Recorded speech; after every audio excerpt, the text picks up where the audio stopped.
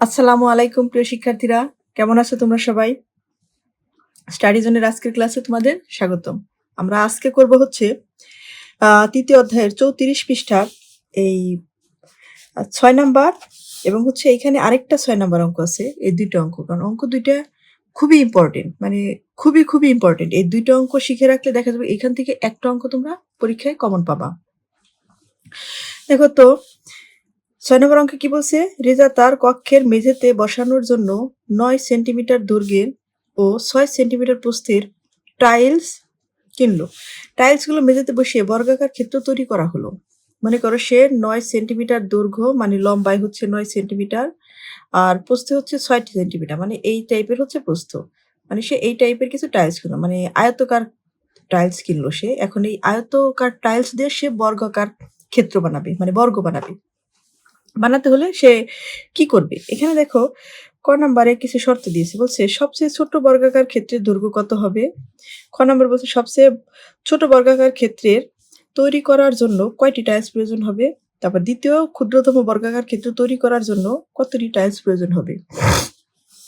দেখো এখানে আমাদের অঙ্কটার অর্ধেকটা করেই দিয়েছে, বাকিটুকু আমরা শুধু সাজাবো। বলছে কি টাইলসগুলো বসানোর সময় দৈর্ঘ্য ও প্রস্থ কিভাবে পরিবর্তন করা হয় তাই যে এখানে দেওয়া হয়েছে, মানে এই যে আমার যে দৈর্ঘ্য প্রস্থ পরিবর্তন করতে হবে সেটা কিভাবে, যে প্রথমে সবচেয়ে ছোট, তারপরে দ্বিতীয় ক্ষুদ্রতম, মানে এটা কিভাবে পরিবর্তন করা হয় সেটা এখানে মানে টাইলসের সংখ্যা, দৈর্ঘ্য, প্রস্থ এগুলো দিয়ে দিছে হিসাবের সুবিধার জন্য।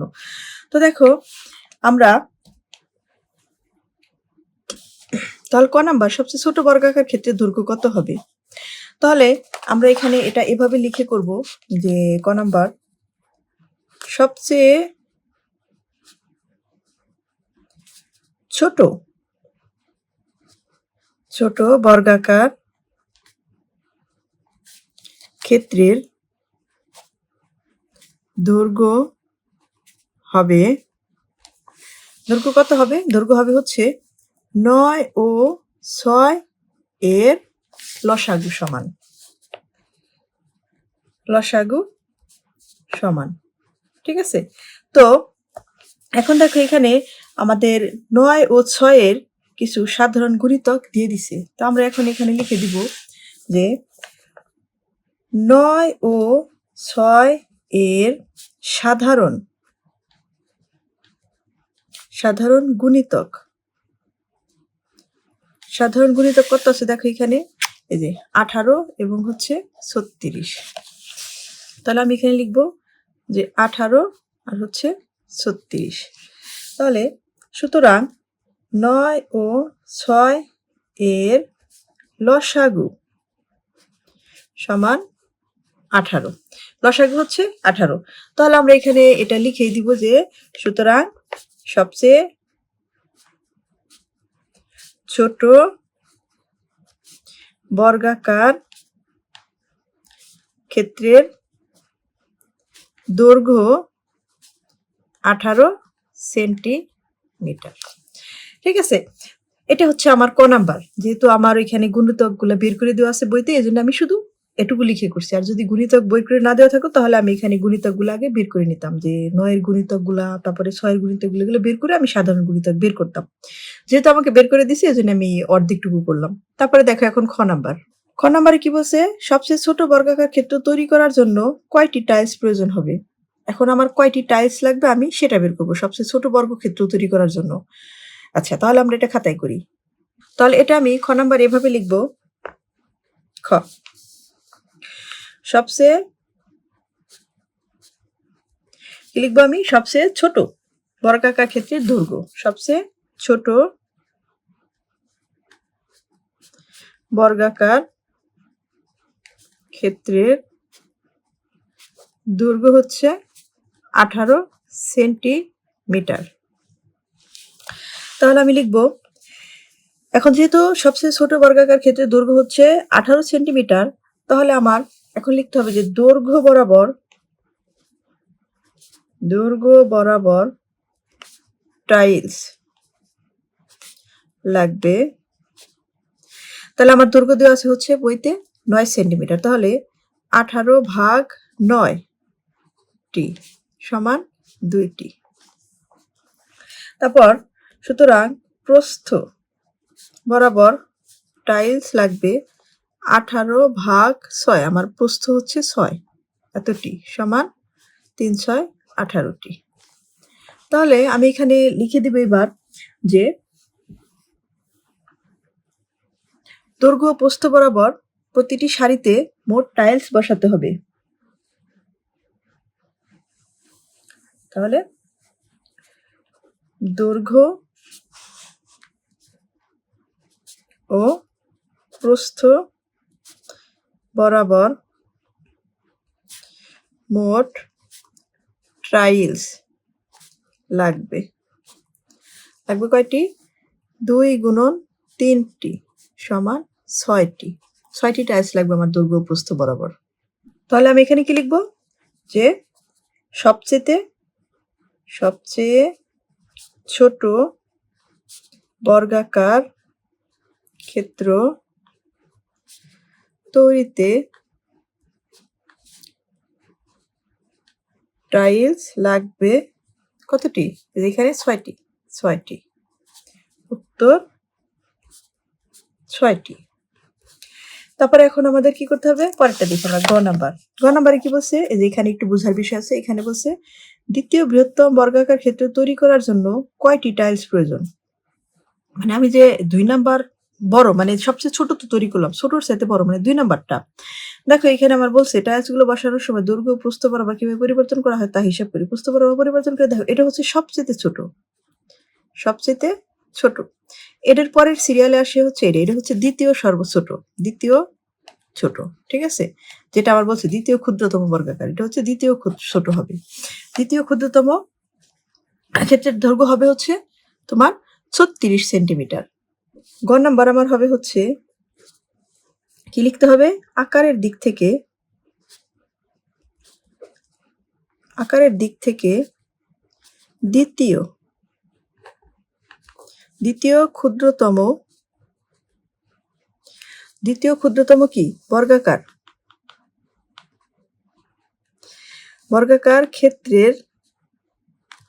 ক্ষেত্রে কি হবে? বাহুর দৈর্ঘ্য হবে।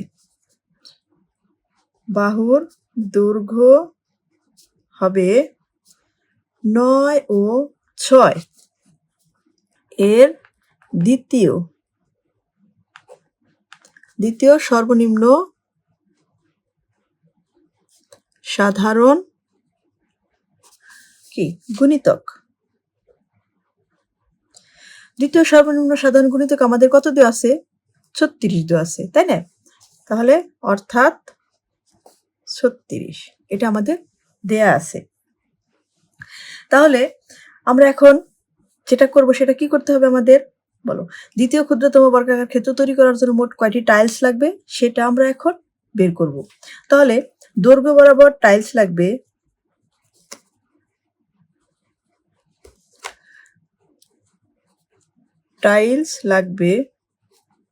তাহলে 36, তাই না?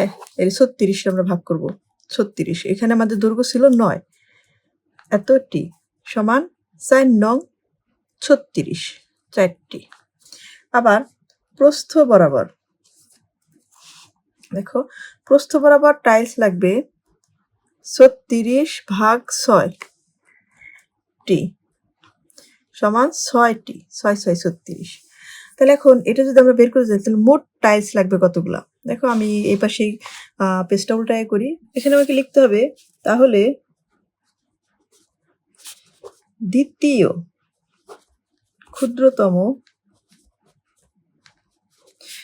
ক্ষুদ্রতম বর্গাকার ক্ষেত্র তৈরিতে টাইলস লাগবে হচ্ছে কয়টি? এখানে আমার বের করা হয়েছে হচ্ছে কত? 4 × 6টি সমান 24টি। তাহলে আমার উত্তর হবে এটাই, উত্তর 24টি। বুঝতে পারছো? তো এখন পরের অঙ্কটা দেখো। পরের অঙ্ক কি বলছে? এটা খুবই গুরুত্বপূর্ণ, ভালো করে খেয়াল করো।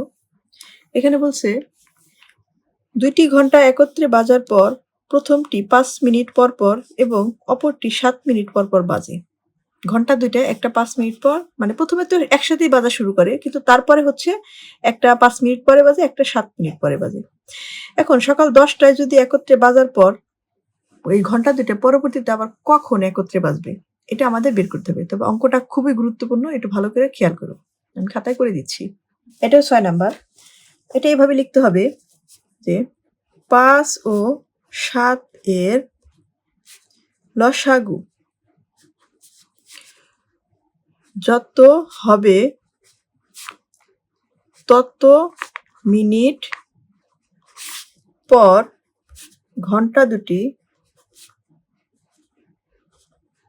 একত্রে বাজবে।